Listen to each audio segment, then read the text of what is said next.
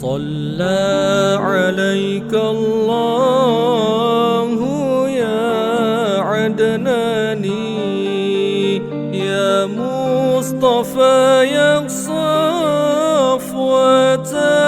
الرحمن الحمد لله الذي أعطاني. Mau jadi pendusta? Enggak. Nah, ternyata definisi pendusta itu ciri-ciri pokoknya satu ini udah cukup masuk, apalagi yang ahli ngapusi tenan ya. Yang satu ini cukup. An yuhadditsa bikulli ma sami'. Dia menceritakan apapun yang dia dengar. Jadi enggak pernah check and recheck. Dengar apapun, bleng. Dengar apapun, bleng. Enggak pernah cek, enggak pernah apa istilahnya itu? Indonesia ini loh. Konfirmasi. Ya, enggak pernah konfirmasi, enggak pernah cek and recheck, enggak pernah tabayun, enggak pernah tabayun. Dengar, ceritakan. Dengar, ceritakan. Dapat pesan WhatsApp, langsung share. Copy paste, share. Jafa bil mar'i kadziban an yuhadditsa bi kulli ma sami' au kama qala sallallahu. Itu hadis riwayat Imam Muslim. Teksnya kalau saya nggak salah baca seperti itu. Kafa bil mar'i kadziban. Ini yang ngasih label langsung Nabi Muhammad SAW. Cukup seseorang disebut sebagai pendusta. Jadi nggak usah banyak alasan gitu ya. Yang satu ini cukup. Satu alasan ini cukup untuk memberi label pada dirimu sebagai pendusta. Seseorang sebagai pendusta. Ingat ya, Nabi nggak nyebut fulan atau fulanan, bil mar'i, seseorang. Dan seorang itu nggak usah lihat orang lain, yaitu diri kita sendiri. Cek, kita punya sifat ini enggak? Kalau kita punya sifat ini, kita menjadi seorang pendusta menurut Nabi Muhammad SAW. Dan pendusta nggak akan masuk surga. Ngincipin rokok suwe. Ngeri. Allahumma ajirna minan nar. Ya, mau jadi pendusta? Enggak. Nah, ternyata definisi pendusta itu ciri-ciri pokoknya satu ini udah cukup masuk, apalagi yang ahli ngapusi tenan ya. Yang satu ini cukup. An yuhadditsa bikulli ma sami'. Dia menceritakan apapun yang dia dengar. Jadi enggak pernah check and recheck. Dengar apapun, bleng. Dengar apapun, bleng. Enggak pernah cek, enggak pernah apa istilahnya itu? Indonesia ini loh. Konfirmasi. Ya, enggak pernah konfirmasi, enggak pernah cek and recheck, enggak pernah tabayun, enggak pernah tabayun. Dengar, ceritakan. Dengar, ceritakan. Dapat pesan WhatsApp, langsung share. Copy paste, share. Contoh. Ini nih dampaknya ya, bahaya. Kok bisa Nabi ngasih label seperti itu? Kenapa SAW? Karena nggak mau umatnya merugikan orang lain, nggak mau umatnya itu menjadi penyebab kehancuran orang lain. Ada seorang pria mendapatkan pesan WhatsApp dari seseorang, judulnya Fulan, teman sekelas kita kemarin menikah dengan Fulanah. Ini berita baik atau nggak baik? Baik, betul ya? Fulan, teman sekolah kita satu kelas kemarin menikah dengan Fulanah. Berita baik atau enggak baik? Baik. Tapi dia tidak cek, enggak nanya pada Fulan, enggak nanya sama Fulanah, enggak nanya sama keluarganya, langsung bikulli ma sami'. Apa yang dia dengar, apa yang dia baca, apapun itu langsung dibagikan pada orang lain. Kirimkan ke teman-temannya satu grup SMA. Bleng, Fulan menikah dengan Fulanah kemarin. Bleng. Grup SMA ini ternyata di dalamnya ada perkumpulan lagi kampus. Ya, satu SMA ternyata kampusnya kan beda-beda nih. Punya grup satu kampus, bleng, di-share. Grup satu kampus ternyata ada grup satu kantor. Fulan menikah dengan Fulanah, bleng.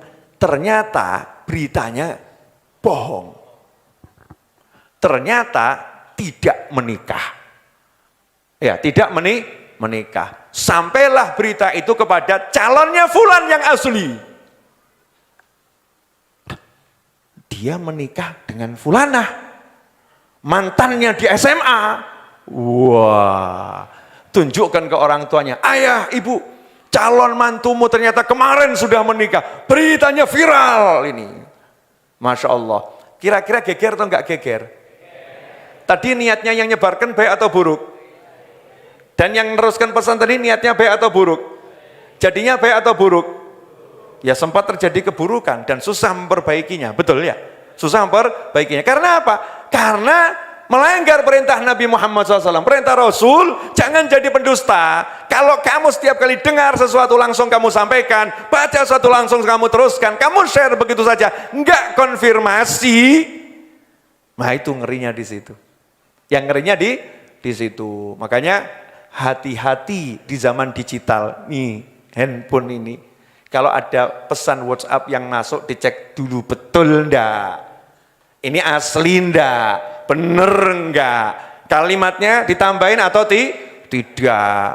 Apalagi baca judul koran, di screenshot, di share, 8 kilo.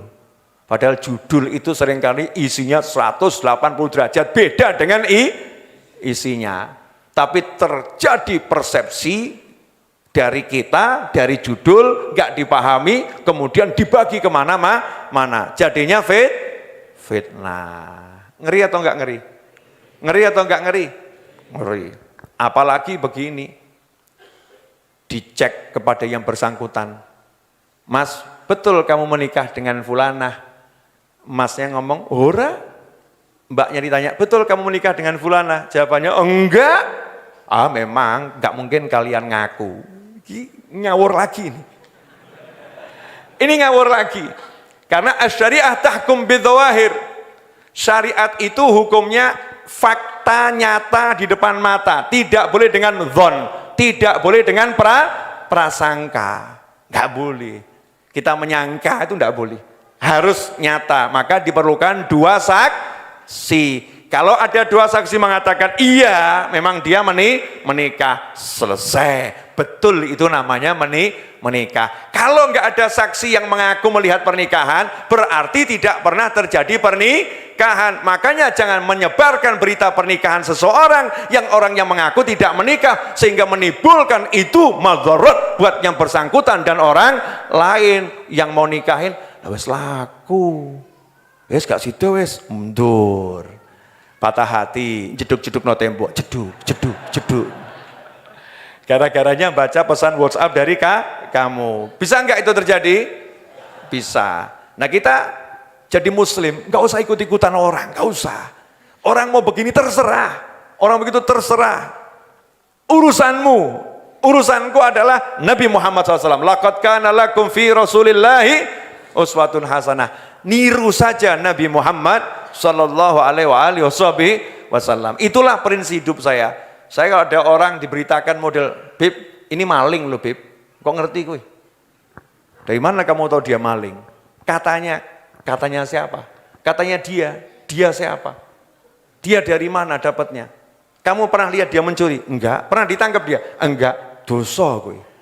Dosa kamu. Dosanya luar biasa, tidak boleh begitu. Jangan bawa berita buruk tentang orang lain di hadapan saya. Selesai. Enak atau enggak enak? Enak. Nanti kita ketemu setiap orang, lihatnya bagus. Beb, tapi nanti gimana biar tidak ketipu? Ya waspada, ya pinter titik. Waspada itu harus. Waspada itu sikap tengah, tidak menuduh, ya. Tapi kita bersikap waspada. Muslim itu harus waspada, sehingga nanti kita selamat dunia, selamat akhirat. Jelas semuanya? Tentang resep bahagia. Jadi kalau orang pengen bahagia, itu caranya banyak. Ya, mau bahagia itu caranya banyak. Metodenya banyak. Jurusnya banyak. Tapi syarat nomor 1 mau bahagia, jangan pernah berkeluh kesah. Ya, jangan pernah berkeluh kesah. Tahan diri setiap kali mau keluh kesah. Habib Abdullah bin Alwi Al-Haddad radhiyallahu ta'ala anhu dalam salah satu nasihatnya mengatakan, in tarda bil maqsumi ishta muna'aman wa in lam takun tarda bihi ishta fi hazan. Kalau kamu ridho, puas, senang, gak protes, bil maqsum, dengan rezeki yang Allah bagikan terhadap dirimu. Ini kalimat pendek tapi maknanya banyak. Al-maqsum, rezeki yang dibagi itu tidak akan pernah sama. Setiap orang sama Allah dikasih jatah rezeki yang beda-beda. Makanya kalau ada orang yang tidak senang orang lain dapat rezeki, itu sejatinya lagi tidak senang dengan cara Allah membagi rezeki. Kalau tidak senang dengan cara Allah membagi rezeki, berarti dia tidak senang dengan Allah yang maha membagi rezeki. Karena itu sangat berbahaya seseorang yang tidak bisa ridho dengan pembagiannya Allah, baik terhadap dirinya maupun terhadap orang lain. Maka kalau kita mau senang, syaratnya itu. Kalau Allah udah bagi rezeki untuk fulan sekian, kita senang. Allah bagi rezeki untuk fulan sekian, kita senang. Dan terkhusus untuk diri kita sendiri. Kok rezeki saya jatahnya segini ya? Saya udah usaha, saya udah kerja, saya udah zikir, saya udah wirid, duitnya kok segitu-segitu saja. Seandainya antum artikan rezeki itu duit. Karena rezeki itu macam-macam. Jatah duit yang antum terima, yang saya terima, yang kita terima, satu dengan yang lain berbeda-beda. Dan yang membagi bukan kantor, yang membagi bukan warung, yang membagi bukan perusahaan, yang membagi bukan ilmu, pinternya cari rezeki, tapi yang membagi Ar-Razzaq hanya satu, yaitu Allah Subhanahu wa ta'ala. Karena itu kalau kita udah usaha dengan benar, jalankan syariatnya Allah Ta'ala, kemudian kok duitnya dapatnya hanya segitu, gak berubah-ubah, cuman segitu saja, syarat nomor satu kalau mau bahagia, tardha bil maqsum, ridho dikasih Allah segitu. Allah yang kasih, alhamdulillah, seneng, gak gersulo, gak enak hati, gak gerundel hatinya. Hatinya ridho. Ini Allah yang kasih. Fa in lam takun tardha bihi, tapi kalau kita gak ridho, saya udah kerja mati-matian kok cuman segini ya. Kenapa dia yang kerjanya cuman sebentar hasilnya banyak? Saya udah pakai semua strategi, hasilnya kok cuman segini ya. Kenapa dia yang gak pakai strategi kok hasilnya banyak? Saya yang hidupnya dari pagi sampai sore selama 20 tahun kerja keras, hasilnya cuma segini-segini. Kenapa dia bapaknya mati tiba-tiba kaya, gak pakai kerja, gak pakai capek?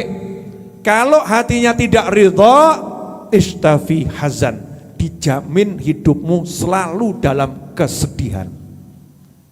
Kenapa dalam kesedihan? Karena melawan Allah. La in syakartum la'azidannakum wala in kafartum inna adzabi lasyadid. Kalau kalian syukur pasti aku tambah, kalau kalian kufur ingat siksaku teramat pedih. Termasuk kufur itu, kufur nikmat, tidak bisa melihat pemberian Allah sebagai nikmat. Dikasih satu hari 10.000 yang ngasih siapa? Allah. Dikasih satu hari 5.000 yang ngasih siapa? Allah. Dikasih satu hari cuman sebungkus nasi yang ngasih siapa? Allah. Kalau pemberian Allah ini tidak kita lihat sebagai pemberian, karena dalam hitungan mata kita ini sedikit, berarti kita tidak terima kasih pada Allah Ta'ala. Berarti kita mengkufuri nikmatnya Allah Subhanahu wa Ta'ala. Kalau begitu Allah janji, inna adzabi lasyadid, sungguh siksaku teramat pedih. Siksa yang paling awal, kalau enggak tobat ya, yang paling awal hatinya dibuat tidak akan bahagia. Sedih terus, sumpek terus. Nanti mulutnya cuman ngomong gini, urip kok kaya ngene. Urip kok kaya ngene. Itu jadi hobinya, jadi ucapannya. Tapi orang yang ridho dengan pembagian Allah Ta'ala, walaupun sejuta setan itu bisikin dia, loh kamu tuh ngapain sholat duha rajin, ngapain kamu tahajud rajin, ngapain kamu puasa Senin Kamis rajin, ngapain kamu kerja mati-matian, ngapain kamu tiap Jumat hadir Majlis Ar-Raudhah, nyatanya gak sugih-sugih. Nyatanya kamu pancet, awet, istiqomah, melarat. Kamu istiqomah gak punya duit. Jawab saja dengan senyum, alhamdulillah aku bahagia. Ketoke duitku titik, ya tapi koncoku akeh. Duitku sedikit, tapi aku iso sholat. Cuman duit yang belum banyak, tapi yang lain aku sudah banyak. Bahagia dia, bisa selalu merasakan nikmat. Maka